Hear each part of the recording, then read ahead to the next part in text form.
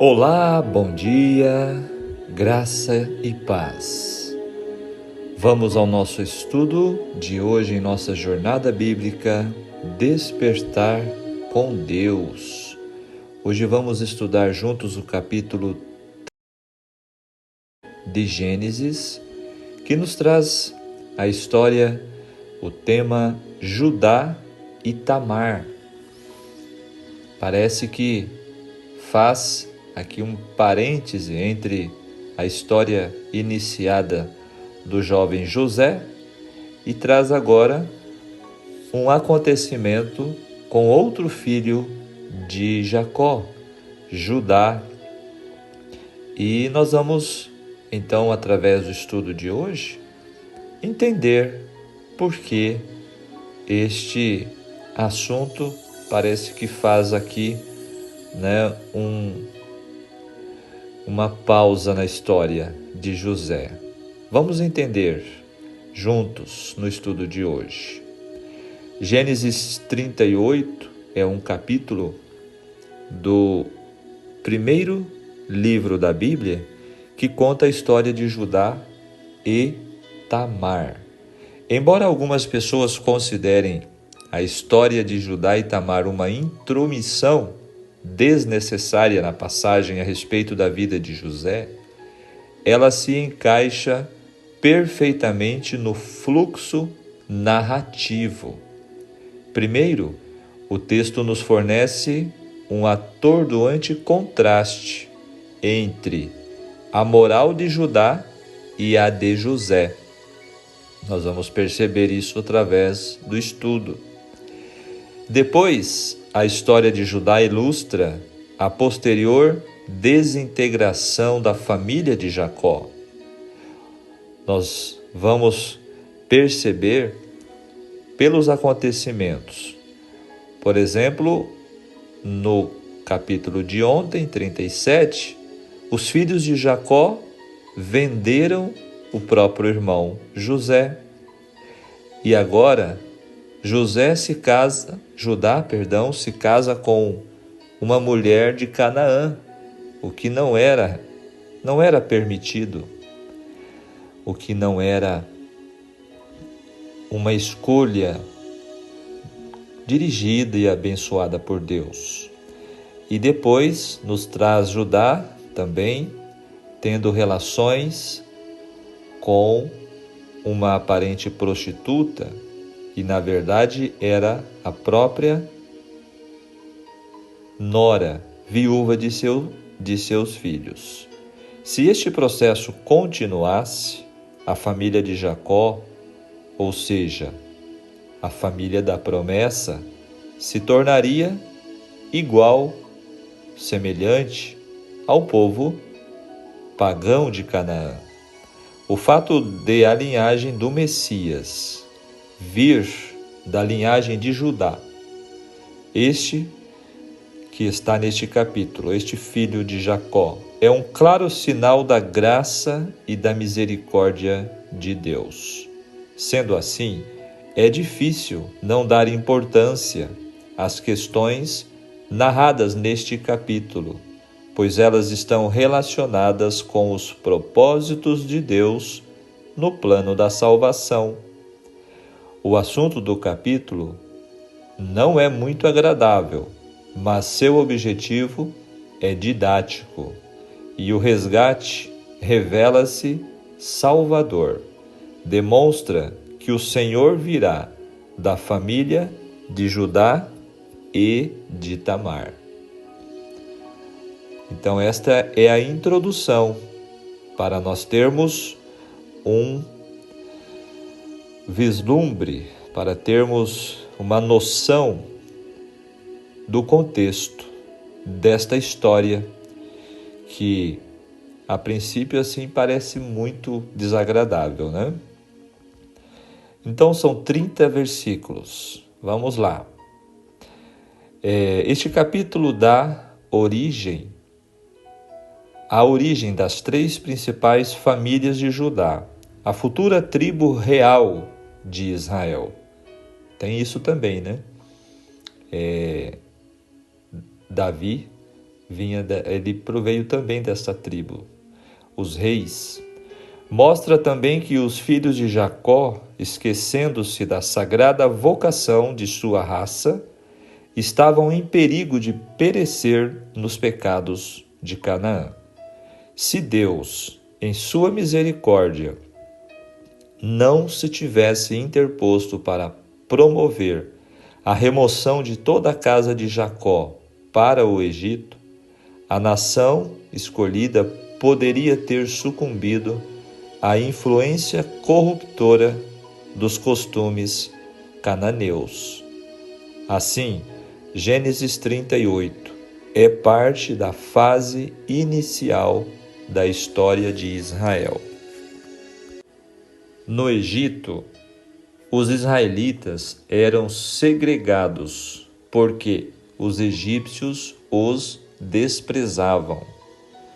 Nós vamos perceber depois, lá no livro do Êxodo, que os israelitas eles habitaram na terra de Gósen, no Egito, e ficaram ali separados, ficaram isolados em uma localização. E isso acabou ajudando, né? Então, aqui nesses versículos iniciais do capítulo de hoje, 38, nos é apresentado o verso 1, Judá sai de casa, da casa de Jacó, se casa com uma cananita e se torna amigo de um líder cananita. Todos esses elementos sugerem que Judá está perdendo sua visão da linhagem como povo especial de Deus. Como nós já vimos em estudos anteriores, que as amizades, no caso de também a filha de Jacó, Diná, por se misturar em amizades, em associações com os habitantes de Canaã, que eram pagãos, idólatras, acabaram recebendo as influências, né? E tendo consequências. O mesmo se deu com Judá. O quarto filho de Lia, Judá certamente não era mais do que uns 3 anos mais velho que José, o que o colocaria com cerca de 20 anos de idade na época em que José foi vendido. Entre a venda de José como escravo e a migração de Jacó para o Egito se passaram 22 anos, de forma que Judá estava com cerca de 42 anos de idade quando a família se mudou para o Egito. Nessa ocasião, ele não só tinha 3 filhos, mas aparentemente já era avô, como Gênesis 46, verso 12, deixa implícito. Se for assim, seus filhos Onã e Selá devem ter nascido antes de José ter sido vendido, uma vez que eles próprios já haviam alcançado a idade de se casar, quando ocorreram os eventos relacionados a Tamar e Pérez. Filho de Tamar, já tinha 2 filhos quando a família se mudou para o Egito. Essas observações levam-nos a concluir que alguns filhos de Jacó se casaram bem jovens. Judá não devia ter mais de 14 anos de idade por ocasião de seu filho mais velho, Por sua vez, não tinha mais do que 13 anos de idade quando se casou com Tamar. Olha, aqui detalhes interessantes.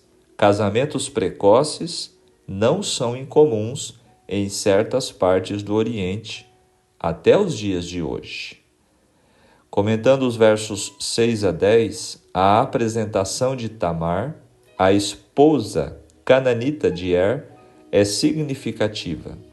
Apesar de que o fato de ser cananita a coloca fora das promessas especiais da família de Abraão, ela se torna a real heroína nesta história. O verso 8 nos traz o comentário sobre o levirato.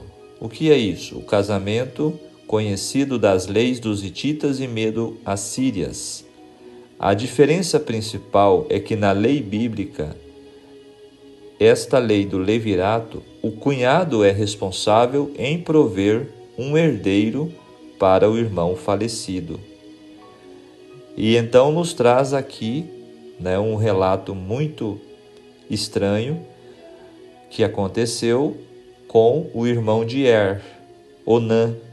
Onã, para então que essa lei fosse seguida, ele era obrigado então a casar-se com a viúva, a cunhada, E o que aconteceu é que durante as relações ele não queria se submeter ao que esta lei infligia. Segundo o costume, Onã, sendo cunhado de Tamar, devia se casar com a viúva sem filhos de seu falecido irmão e suscitar descendência para ele. Onã, contudo, relutava em aceitar as responsabilidades que isso envolvia, uma vez que o filho primogênito não seria seu, mas perpetuaria a família do falecido e receberia sua herança. A conduta de Onã demonstrou o quê? O fato de lançar o sêmen fora, na terra. Demonstrou falta de afeto natural pelo irmão e cobiça pelas posses e heranças daquele. Essa era a razão deste ato de Onã. Comentando o verso 9, para não dar descendência a seu irmão, porque o irmão morto, era o primogênito, seu primogênito, ou seja, de Onã, iria herdar a sua posição de liderança na família e a porção dupla. Desejando o lugar do primogênito para si, o segundo filho, Onã, tinha relações sexuais com Tamar, porém evitava que ela concebesse. Ou seja, ele não queria que ela ficasse grávida. Fazendo assim, ele era injusto tanto para com seu irmão morto, quanto para com a viúva Tamar. Então, no verso 11, nos traz que Judá envia Tamar para a casa de seu pai para viver como viúva. Ele não parece estar comprometido a ter Tamar como membro de sua casa. O fato de Judá nunca pretender cumprir a promessa fica evidente na desculpa de que Selá poderia morrer, também como seus irmãos. Afinal de contas, Onã também veio a ser morto. Verso 12 e 13. Note a diferença entre Judá e Tamar. Tamar está vestindo suas roupas de viúva, enquanto o sogro, Judá, por sua vez, foi a caminho de atividades festivas. Foi se divertir. Então aqui nos traz essa falha na atitude deste filho de Jacó, Judá. Comentando o verso 18, o teu selo, o teu cordão e o cajado. O selo de Judá era provavelmente um selo cilíndrico carregado ao pescoço por um cordão. Como a literatura da época deixa claro, o selo era um objeto de considerável valor, uma vez que nenhuma transação comercial poderia ser feita sem ele. Talvez o cajado fosse ornamentado, como era própria do filho de um rico criador de gado. Então, esses comentários nos ajudam a entender melhor, né, o que estava envolvido nestes detalhes da narrativa bíblica, né? Quando Judá, foi então para este lugar, Tamar ficou sabendo e se vestiu, né? Se ali camuflou de prostituta.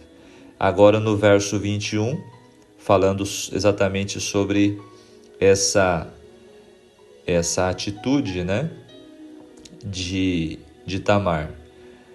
A palavra hebraica para prostituta é aqui zaná, uma mulher imoral, prostituta cultual, vem de kedeshá, a consagrada ou a devotada. O culto religioso cananeu, como o da Grécia, fazia provisão para grande número de prostitutos e prostitutas cultuais. Essa profissão era respeitável entre os cananeus e, portanto, ao perguntar pela prostituta a quem devia entregar o cabrito, Ira usou o termo mais respeitável. As prostitutas sagradas eram causadoras da pior forma de prostituição cabível, uma vez que lhe era conferida a sanção religiosa. Olha como era a cultura daquela época e como se era tratado essa questão, né, com relação à prostituição. Então pelo que se entende aqui, havia uma certa classificação, né? E a prostituta cultual na cultura de Canaã era algo que era tido como aceitável. Tratava-se de uma feição relevante de sistema de culto prevalecente entre os cananeus e consistia na prostituição tanto masculina quanto feminina, estando associado às práticas que se realizavam nos vários santuários espalhados pelo território. No Antigo Testamento, era frequente ver os profetas fazerem estreita ligação entre a prostituição e a apostasia nacional. Agora o verso 23 nos traz Judá preocupado com respeito à vergonha de não haver redimido a sua promessa, mas ignora os direitos de Tamar. E dos versos 24 e 25 nos traz agora o adultério, como lei exigia a morte do culpado, e para que fosse queimada, Judá deu essa ordem em virtude de sua autoridade como chefe, como cabeça da família. Além disso, essa lhe pareceu uma boa oportunidade de se livrar da obrigação de arranjar para ela um marido. Segundo a lei do levirato, Tamar era considerada noiva de Selá, o filho mais novo de Judá, e como tal devia ser punida por quebra de castidade. A seção 11 do Código de Hammurabi declara que uma pessoa devotada que abrisse uma taberna ou entrasse numa para beber deveria ser queimada viva. Mas o que acontece? A verdade vem à tona. Ali a forma como Tamar planejou a sua ação fez com que Judá caísse numa enrascada, né? E agora Judá é obrigado a assumir que sua nora é mais justa do que ele. Havia pouca coisa que Judá pudesse fazer, exceto admitir a sua culpa. Novamente, como na conspiração contra José, ele revelou um espírito de decência e sinceridade por baixo da conduta às vezes vergonhosa. Sua franca confissão, a maneira como posteriormente tratou Tamar, seu êxito em criar os filhos nascidos dela e o fato de um deles ser honrado com um lugar na linhagem ancestral de Cristo, tudo aponta claramente para uma reforma, ou seja, um arrependimento, uma mudança de sua parte. Um caráter mais excelente que o de seus irmãos mais velhos o qualificou para a liderança da família e qualificou a sua posteridade para a liderança em Israel. A justiça de Tamar é contrastada com a semi-justiça de Judá. Esta história, querido amigo ouvinte da Palavra de Deus, ela se foca mais nos motivos do que nos atos. E os motivos de Tamar estão alinhados com a lei do levirato, que visava proteger ou preservar as famílias. Percebe então? Tamar é parte da linhagem messiânica. Esta mulher, Tamar, ela sendo cananita, ela nos faz lembrar de outra mulher, cananita também, que vai entrar na história mais à frente, quando os israelitas tomaram a cidade de Jericó, né? Nunca mais a possuiu, diz aqui a palavra também, fazendo tornaria culpado de incesto. Então, traz também esse detalhe. Foi a única vez que Judá e Tamar tiveram relações. No verso 29, nos traz Pérez. O nome dos filhos de Tamar refletiu o interessante episódio do nascimento deles. Quando os gêmeos nasceram na ordem inversa da que apareceram pela primeira vez, a parteira censurou o segundo, como se estivesse dizendo: então você conseguiu uma brecha para sair. Talvez com o sentido de: realmente você soube passar à frente. A partir dessas palavras da parteira, o menino recebeu o nome de Pérez, que significa rompimento. Embora a parteira não o considerasse o primogênito, ele é daí por diante sempre colocado à frente de Zera nas linhagens genealógicas. Pérez tornou-se o ancestral do rei Davi e, através dele, do Messias. E o verso 30 fala do outro filho, Zera, o gêmeo, com o fio vermelho no pulso, recebeu o nome de Zera, significando ascensão. Aqui nós encerramos os comentários dos versículos deste capítulo 38, que traz esta interessante, né? E também um pouco complicada esse episódio, essa história aí. Mas, como nós temos visto através dos estudos, a Bíblia ela é muito fiel.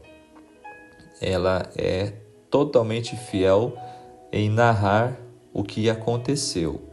E como, através dos percalços, através dos tropeços, das fraquezas humanas, como a misericórdia de Deus foi atuando para conduzir as pessoas a um arrependimento e também para o cumprimento da promessa de Deus com relação ao Messias. Agora, o texto que eu encontrei para acrescentar no estudo de hoje é falando sobre essa atitude de Onã. E também o capítulo de hoje nos traz um relato sobre prostituição e poluição moral. Então nós vamos trazer o texto relacionado a isso no espírito de profecia. Foi-me mostrado que vivemos em meio dos perigos dos últimos dias. Por se multiplicar a iniquidade, o amor de muitos esfriará, é o que disse Jesus e está em Mateus 24, verso 12. A palavra muitos refere-se aos professos seguidores de Cristo. Olha só, não está falando do ímpio, está falando dos seguidores de Cristo. Eles são afetados pela iniquidade dominante e se afastam de Deus. Não é, porém, necessário que eles assim sejam afetados. Como nós falamos anteriormente, tanto Judá, quanto Esaú, quanto Diná e outros, na história já estudada, foram afetados pelas culturas e costumes que dominavam os lugares onde habitavam. Assim também hoje, a causa desse declínio é eles não se manterem limpos da iniquidade. O fato de seu amor para com Deus estar esfriando por se multiplicar a iniquidade mostra que eles são, em certo sentido, participantes dessa iniquidade. Do contrário, ela não lhes afetaria o amor para com Deus e o seu zelo e fervor em sua causa. Foi-me apresentado terrível quadro da condição do mundo. A iniquidade alastra-se por toda parte. A licenciosidade é o pecado especial desta época, ou seja, a sensualidade, a prostituição, a fornicação, o adultério. Jamais, continuando o texto, ergueu o vício a cabeça disforme com tal ousadia como faz agora. O povo parece estar entorpecido e os amantes da virtude e da verdadeira piedade acham-se quase desanimados por sua ousadia, força e predominância. A abundante iniquidade não se limita apenas aos incrédulos e zombadores. Quem dera que assim fosse, mas não é. Muitos homens e mulheres que professam a religião de Cristo são culpados. Mesmo alguns que professam estar esperando seu aparecimento não estão mais preparados para esse acontecimento do que o próprio Satanás. Olha que terrível isso aqui. Muitos que professam estar esperando a volta de Jesus não estão mais preparados do que o próprio Satanás. Forte, né? Não estão se purificando de toda a poluição. Têm por tanto tempo servido a sua concupiscência que lhes é natural pensar impuramente e ter corruptas imaginações. É tão impossível fazer com que sua mente demore nas coisas puras e santas, como seria desviar o curso do Niágara e fazer com que as suas águas jorrassem para cima. Este texto está no livro Primeiro Testemunho Seleto, página 256. O estudo de hoje, ele nos apresenta, então, este contexto na história de Judá e seus filhos, que também acabaram sendo tragicamente mortos por suas condutas ímpias, mas, e por isso vem nos trazendo esta advertência muito solene, muito séria, né? A todos nós. Este capítulo, ele está repleto de imoralidade, perversidade, engano e cinicamente em busca de justiça por gente injusta, como foi o caso de Judá. Infelizmente, aqueles que erram não admitem ou reconhecem seus erros, até serem confrontados ou encurralados. Foi o que aconteceu com Judá nessa história. Queridos, o que fica claro para nós é que a palavra de Deus, ela registra as faltas de homens bons, daqueles que se distinguiram pelo favor de Deus. Efetivamente, suas faltas são apresentadas de modo mais completo do que as virtudes. Isto tem sido objeto para a admiração de muitos e tem dado até aos incrédulos ocasião para escarnecerem da Bíblia. Muitos acusam a Bíblia, de trazer esses relatos de pecados como algo negativo. Meu amigo, porém, esta é uma das mais fortes provas da verdade das Escrituras não serem os fatos explicados de maneira que os favoreça. A Bíblia não passa um pano quente por cima das falhas humanas e nem suprime os pecados de seus personagens. Se a Bíblia houvesse sido escrita por pessoas não inspiradas, teria, sem dúvida, apresentado de forma diferente. Mas assim como nós temos um registro exato das experiências dos homens que viveram no passado. Isso também está no livro Patriarcas e Profetas, página 238. Portanto, em nosso estudo de hoje, nesta história de Judá, Tamar e os filhos de Judá, nós encontramos aqui detalhes contrastantes entre a fidelidade do jovem José no Egito e a infidelidade de Judá neste relato.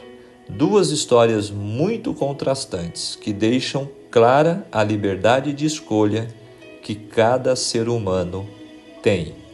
Judá fez a sua escolha de casar-se com uma mulher em Canaã, de acabar associando-se aos costumes, enquanto que José, mesmo lá no Egito, no meio dos pagãos, José se manteve totalmente separado, puro e íntegro na sua conduta para com Deus. Por isso o pensamento do dia, hoje no estudo, nos traz: Deus pode produzir o bem em meio da maldade e confusão do homem. Seus propósitos são infalíveis. Concluindo o nosso estudo, a genealogia de Jesus tornou-se uma das maiores provas de que o ser humano não tem parte alguma no plano da salvação. Composta de pagãos, adúlteros, impuros, não possui um só homem ou mulher que tenha conseguido alcançar a salvação por mérito próprio. Isto prova que todos nós somos salvos do amor, somos alvos do amor e da misericórdia de um Deus que não impõe limites ao perdão, mas que respeita quando nós mesmos impomos esses limites.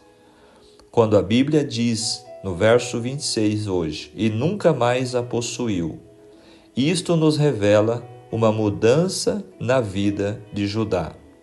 Ou seja, ele se arrependeu e mudou a sua vida. Ele não se aproveitou da situação para dar continuidade ao pecado, mas tão logo o percebeu, tratou de extirpá-lo pela raiz. Está você, amigo ouvinte da Palavra de Deus, disposto a nunca mais possuir o que não lhe convém? Então aceite a ordem de Cristo. Em João 8, verso 11, vai e não peques mais. Esqueça o passado que te fez cair, viva o presente que o Senhor te dá e sonhe com o futuro glorioso que Jesus conquistou para você e para cada um de nós. Estas são as preciosas lições e o apelo que trago, que deixo para cada um de nós em nosso estudo de hoje. Somos salvos pela graça de Cristo. Amém? Eu quero orar com você e por você neste momento. Oremos. Nosso amado Deus, querido e bom Pai celestial, obrigado, graças te damos pela sua misericórdia que se renova em nossas vidas mais um dia. Obrigado, Senhor, porque pudemos ouvir a sua voz, pudemos, Senhor, receber este alimento maravilhoso em sua palavra, embora o capítulo de hoje nos traz relatos de pecados, relatos de ações e escolhas erradas, mas podemos entender que no final de tudo, a sua misericórdia, a sua graça e providência, ela sobressai, apesar das injustiças, apesar das fraquezas e falhas humanas. Obrigado, Senhor, por esta grande misericórdia. Venha abençoar a cada pessoa que está acompanhando este estudo e faça em nós esta obra de transformação, de purificação de nossos pecados e nos perdoe, nos dê a sua salvação. Te rogamos em nome de Jesus. Amém. Que Deus te abençoe, que Deus te guarde. Concluímos o nosso estudo de hoje e se você sentiu a voz de Deus, se você sentiu Deus falando ao seu coração, que você possa compartilhar este estudo, esta palavra com outras pessoas, para que mais corações sejam alcançados com a palavra e também com o convite de Jesus para um arrependimento e uma nova vida. Um grande abraço, fiquem todos com Deus. Tchau, tchau.